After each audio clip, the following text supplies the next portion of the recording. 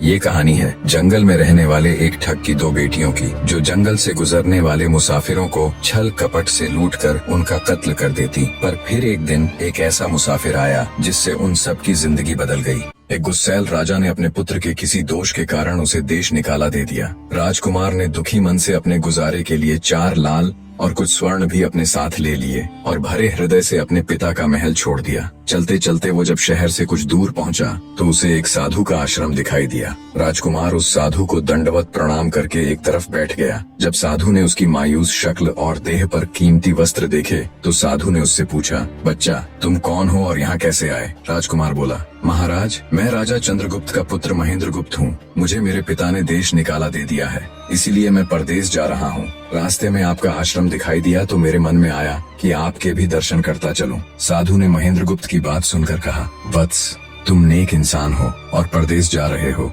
इसलिए मैं तुम्हें 4 बातें बताता हूँ। तुम उन बातों पर अमल करना। परदेश में ये बातें तुम्हारे अवश्य ही काम आएंगी। पहली यह कि परदेश में एक से भले 2 होते हैं। दूसरी यह कि परदेश में दूसरे के हाथ का बना खाना मत खाना। अगर खाना भी पड़े तो पहले किसी जानवर को खिला देना। तीसरी बात यह कि परदेश में किसी दूसरे की बिछाई हुई चारपाई पर मत सोना। अगर सोना भी हो तो पहले बिस्तर को अच्छी तरह झाड़ लेना। चौथी बात यह कि यदि कहीं शत्रुओं के फंदे में फंस जाओ तो जहाँ तक हो सके नरमी और ज्ञान की बातें सुनाकर अपना उद्देश्य प्राप्त करना। साधु ने कहा, मेरी ये 4 बातें हमेशा याद रखना। साधु की बातें सुन साधु को प्रणाम कर राजकुमार परदेश चल पड़ा। जब चलते चलते बहुत दिन बीत गए तो वह एक जंगल में पहुंचा। वहां उसने देखा कि एक चील एक कछुए के बच्चे को लेकर उड़ी जा रही है। संयोगवश बच्चा उस चील के पंजे से निकलकर गिर गया। महेंद्रगुप्त ने कछुए के तड़पते हुए बच्चे को देखा तो उसे बड़ी दया आई। उसने मन में सोचा कि इस बच्चे को पालना चाहिए। इस बच्चे को पालने से 2 बातें होंगी। पहली तो यह कि इस बच्चे के प्राण बच जाएंगे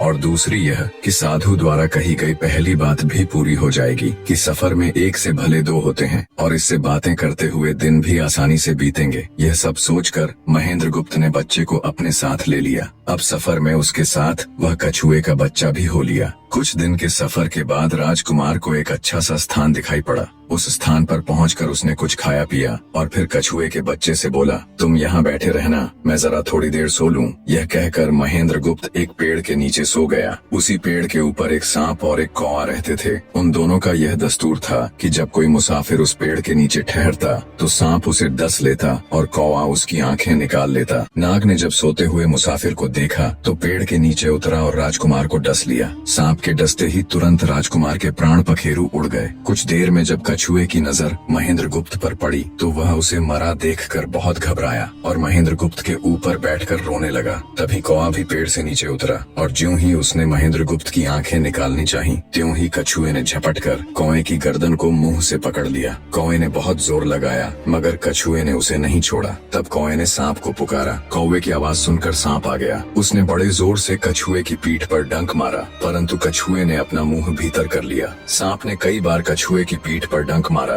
किंतु हर बार कछुआ अपना मुंह अंदर कर लेता। जब सांप का कछुए पर बस नहीं चला तो उसने कछुए से प्रार्थना की कि तुम मेरे मित्र को छोड़ दो। यह सुनकर कछुआ बोला, नहीं, तूने मेरे मित्र को डसा है, अब मैं भी तेरे मित्र की जान लूंगा। तू मेरे मित्र को छोड़ दे तो मैं तेरे मित्र को जीवित कर दूंगा। यह कहकर सांप ने काटी हुई जगह पर मुंह रखकर महेंद्रगुप्त के शरीर से विष खींच लिया और बोला, अब तो मेरे मित्र को छोड़ दे। कछुए ने जब राजकुमार को देखा कि उसे थोड़ा होश आ रहा है और उसका जहर उतर रहा है तो उसने कौवे को छोड़ दिया। जब महेंद्रगुप्त को होश आया तब कछुए ने उसे सांप के डसने का सारा हाल सुनाया। कछुए की बात सुनकर तुरंत महेंद्रगुप्त के मन में साधु की बताई पहली बात खटकी। सोचा, साधु की एक बात तो काम आई कि एक से भले 2 होते हैं। मन ही मन उसने साधु को धन्यवाद दिया और आगे बढ़ चला। चलते चलते कुछ दिनों के बाद जब वे समुद्र के किनारे जा पहुँचे तब कछुए के बच्चे ने कहा, मित्र, मेरा देश आ गया है। यदि तुम कहो तो मैं अपने माता पिता से मिलाऊं। उनसे बिछड़े बहुत दिन हो गए हैं, वे बहुत दुखी होंगे। महेंद्रगुप्त ने उसे जाने की आज्ञा दे दी और स्वयं रात को वहीं समुद्र के किनारे उस जंगल में ठहर गया। जिस जंगल में राजकुमार ठहरा हुआ था उसी जंगल में वहाँ से कुछ दूर दूर ही एक ठग का परिवार रहता था। ठग के 2 लड़कियां और 4 बेटे थे। उसकी बड़ी बेटी ज्योतिष विद्या जानती थी। जब भी कोई राहगीर, कोई यात्री उस जंगल से गुजरता और उसके पास कुछ कीमती होता तो ठग की बड़ी बेटी अपनी विद्या से जान लेती थी। आज फिर से उसे बहुत दिनों बाद बहुत से खजाने की महक आई। उसने अपने पिता से कहा, ऐसा प्रतीत होता है कि इस जंगल में एक पथिक आया हुआ है। उस पथिक के पास 4 लाल हैं। यदि तुम लोग उस पथिक को यहाँ ले आओ तो उससे लाल लेना मेरा काम है। यदि वे लाल हमको मिल जाएं तो हम जन्म भर के लिए निहाल हो जाएंगे, परंतु उस पथिक को मारना मत, उसे जीवित ही पकड़ लाओ। ठग अपने बेटों के साथ तुरंत उसकी तलाश में निकल पड़ा। वे थोड़ी ही दूर चले होंगे कि उन्होंने देखा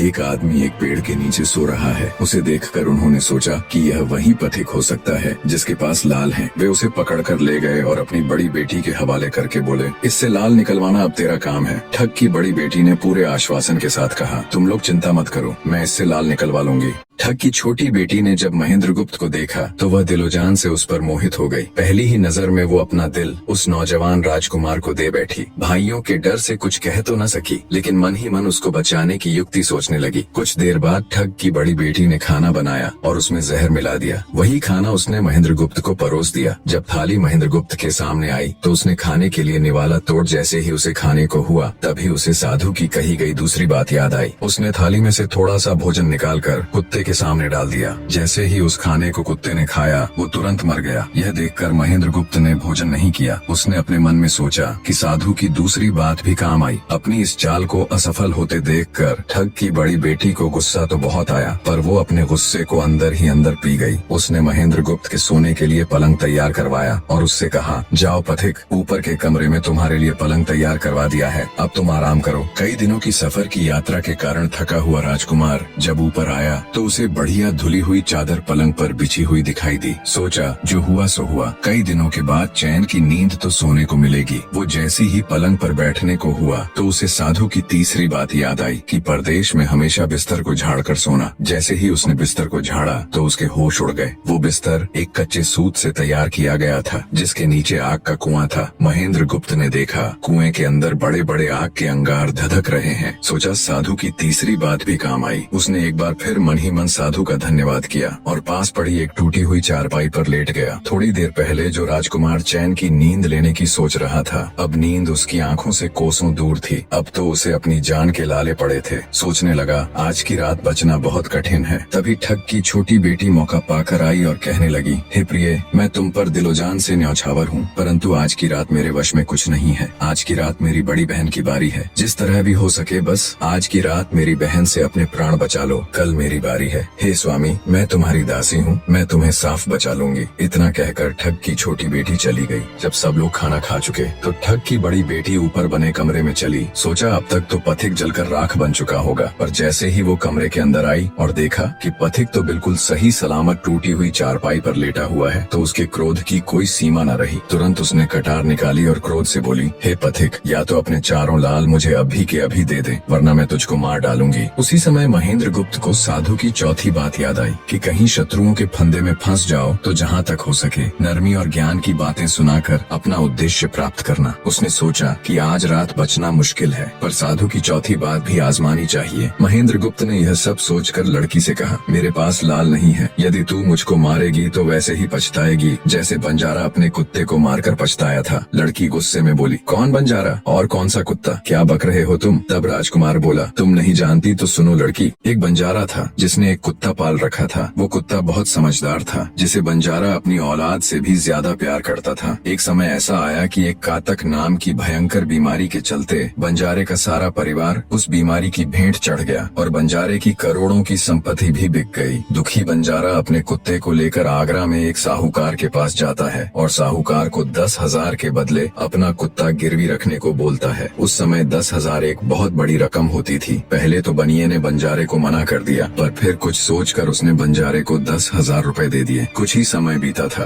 कि एक रात सेठ के घर डाकू घुस गए। बंजारे का कुत्ता सब हरकत देख रहा था। सोचा भौंकूंगा तो परिवार के सब लोग उठ जाएंगे और ये डाकू उनका भी कत्ल कर देंगे। वो चुपचाप बस उनको देखता रहा। जब डाकू सेठ के घर चोरी किए हुए धन को लेकर चल पड़े तो कुत्ता चुपचाप उनके पीछे पीछे हो लिया। सेठ के पास इतना धन था कि डाकू उसे निकाल तो लाए, पर अब उनसे वो लेकर चला भी नहीं जा रहा था। दिन भी निकलने के करीब हो चला था। डाकुओं ने सोच विचार कर उस उस धन को एक तालाब के अंदर छिपा दिया। सोचा बाद में आराम से निकाल ले जाएंगे। कुत्ता डाकुओं की सब करामात देख चुपचाप वापस घर चला गया। सुबह हुई तो सेठ के घर कोहराम मच गया। पता चला कि चोर सारा धन निकाल ले गए। सेठ का रो रो कर बुरा हाल था। आसपास के लोग उसे दिलासा दे रहे थे। सेठ ने रोते रोते कहा, मैंने सुना था बंजारे का कुत्ता बहुत समझदार है, पर ये नमक हराम तो एक बार भौंका तक नहीं। तभी बंजारे का कुत्ता उस सेठ की धोती पकड़कर खींचने लगा। कुत्ते की हरकत देख पास खड़े एक समझदार व्यक्ति ने सेठ से कहा, सेठ जी, ये कुत्ता कुछ कहना चाहता है, हमें इसकी सुननी चाहिए। और सभी लोग कुत्ते के पीछे पीछे हो लिए। सबको लेकर कुत्ता उसी तालाब के पास पहुंच गया जहां रात को डाकुओं ने सारा धन छिपाया था, और तालाब में घुसकर अशर्फियों से भरी थैली अपने मुंह में दबाकर बाहर आया। तुरंत सेठ के नौकर उस तालाब में कूद गए और चोरी किया हुआ सारा धन बरामद कर लिया। सब देख सेठ आंखों में अश्रु लिए कुत्ते से कहता है, मुझे माफ कर देना, मैंने तुम्हें बहुत बुरा भला कहा। सेठ ने वही कागज मंगवाया और बंजारे के नाम चिट्ठी लिखी, भाई बंजारे, तेरे कुत्ते ने मेरे 10,000 पूरे कर दिए। मैं तेरे कुत्ते को तेरे पास भेज रहा हूँ। अगर तुझे और भी 10, 20, 50 हजार की जरूरत हो तो मेरे पास आकर ले जाना। इतने समझदार कुत्ते को मेरे पास छोड़ने के लिए तहे दिल से तुम्हारा धन्यवाद। बनिया चिट्ठी कुत्ते के गले में टांग उसे नम आँखों से विदाई देता है। कुत्ता घूमता घूमता जब 4-5 दिन बाद बंजारे के पास पहुँचता है तो कुत्ते को आता देख बंजारे के तन बदन में आग लग जाती है। कहता है, मैं तुझे बनिए के पास गिरवी रख कर आया था और तू वहाँ से भाग आया। तूने मेरी बेइज्जती करवा दी। गुस्से में अंधा हुआ बंजारा तुरंत पिस्तौल निकाल कुत्ते को गोली मार देता है और सिर पकड़कर वहीं बैठ जाता है। कुछ देर बाद जब उसकी नजर कुत्ते के गले में टंगी हुई पर्ची पर पड़ी तब बंजारा वो पर्ची निकाल उसे पढ़ता है। पर्ची पढ़ते ही बंजारा फट पड़ता है। वो दहाड़े मार मार खून के आंसू रोता है। पर अब भला क्या हो सकता था। बंजारे की कहानी सुना महेंद्र गुप्त ठग की बेटी से कहता है, एक और कहानी सुनो लड़की।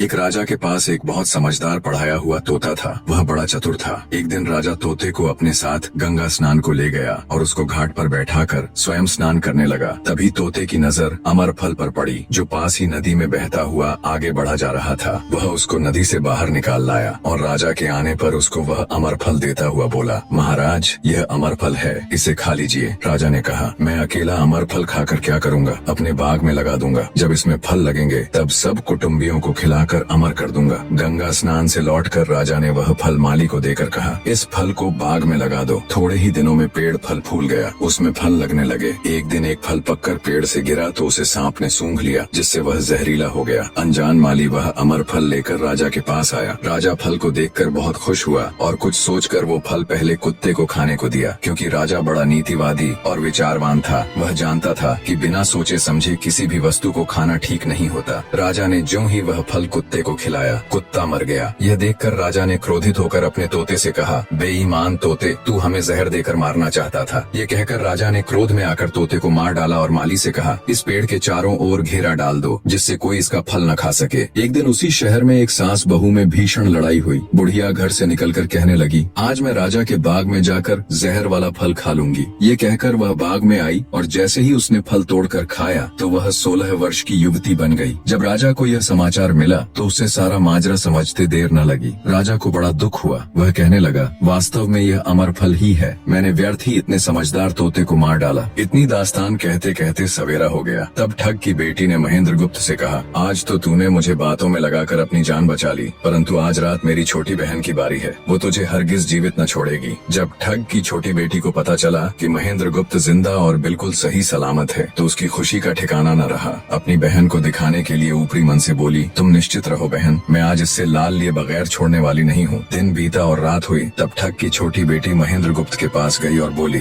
भगवान का शुक्र है जो तुमने चालाकी से अपनी जान बचा ली। महेंद्र गुप्त बोला, तुम सब ऐसा क्यों करते हो? तब ठग की छोटी बेटी बोली, हमारी तो यही रीति है कि मेरे भाई और बाप मुसाफिरों को पकड़ कर लाते हैं और हम बहनें अपनी चालाकी से उनसे माल हथिया कर उन्हें मार डालती हैं। फिर वह बोली, पर तुम चिंता मत करो, अब मेरी बारी है और मैं तो दिलो जान से तुम्हारी दासी हूँ, तुम्हें जैसा समझ पड़े वैसा ही करो। यह सुनकर महेंद्र गुप्त बोला, प्रिय, तुम भी मुझे देखते ही पसंद आ गई थी। दिल करता है कि हर पल तुम्हारे पास ही रहूं। तुम अपनी बड़ी बहन की तरह नहीं हो, तुम एक नेक दिल औरत हो, तुमसे मेरा कुछ भी छिपा हुआ नहीं है। उसकी बात सुनकर ठग की बेटी ने कहा, तुम कहते हो कि मुझसे कुछ भी छिपा नहीं है, तो फिर वे लाल कहाँ हैं? महेंद्र गुप्त ने कहा, वो चारों लाल मेरी जांघ में हैं, अगर तुम निकालना चाहो तो निकाल लो। राजकुमार की बात सुन ठग की छोटी बेटी बोली, प्यारे, वो लाल तुम्हें ही मुबारक हो, मैं तो तुम्हारी दासी हूँ, तुम्हारे दर्शनों की प्यारी प्यासी हूँ, मुझे तुम्हारे सिवाय और कुछ नहीं चाहिए। ये सुन महेंद्र गुप्त बोला, जो कुछ तुमने कहा है वह तो सब ठीक है, लेकिन ये प्यार और प्रेम की बातें सब धरी रह जाएंगी जब हमारे शरीर में प्राण ही नहीं रहेंगे, क्योंकि जब तुम्हारे बाप और भाइयों को इसका पता लगेगा तो हम दोनों की खैर नहीं। तब ठग की बेटी बोली, तुम चिंता मत करो, मेरे पास इसका भी उपाय है। आज रात को सबके सोने के बाद हम यहाँ से भाग चलेंगे और कहीं बहुत दूर रहेंगे जहाँ कभी मेरे भाई और बाप पहुँच न सके। महेंद्र गुप्त बोला, पर ये सब होगा कैसे? बोली, यहाँ से निकलने का एक ही उपाय है। मेरे पिता के पास 2 ऊँटनियाँ हैं, उनमें से एक तो दिन भर में 60 कोस चलती है और दूसरी दिन भर में 100 कोस चलती है। तुम उनमें से बड़ी वाली को खोल लाना, तब तक मैं हम दोनों के लिए कुछ धन बांध कर रख लूंगी। जब आधी रात हुई तब महेंद्र गुप्त ऊँटनी को खोलने चला गया। महेंद्र गुप्त ऊँटनी ले तो आया, मगर जल्दबाजी के कारण वह बड़ी के स्थान पर छोटी को ले आया। ठग की बेटी बहुत सा माल लेकर ऊँटनी पर बैठ गई और दोनों चल दिए। ऊँटनी जब चलते चलते 60 कोस पहुंची तो जंगल में रुककर खड़ी हो गई।